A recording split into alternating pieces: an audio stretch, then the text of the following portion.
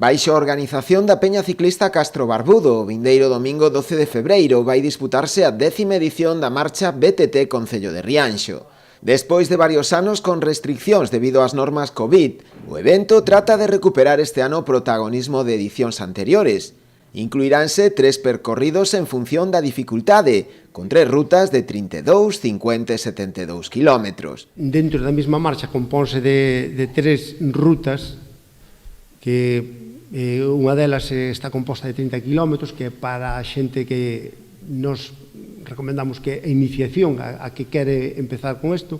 Despois temos a mediana, que xa é unha xente da que xa está un poquinho máis enganchada, e despois temos a larga, que iso xa é para tíos que xa están máis preparados a tope, que é full equipo.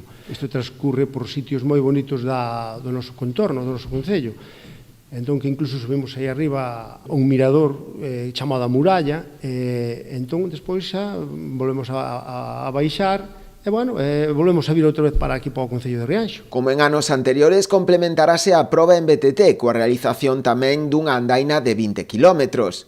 Na organización colabora o Concello, de onde animan a participar na proba. Agradecer a implicación do clube en ofrecer o mellor de sí e a acollida que vai realizar a toda a xente, que eu creo que é un dos grandes valores deste tipo de probas, pois a camaradería, o compartir, o desfrutar desta proba deportiva. Na marcha e na andaina agárdase unha participación superior aos 600 deportistas.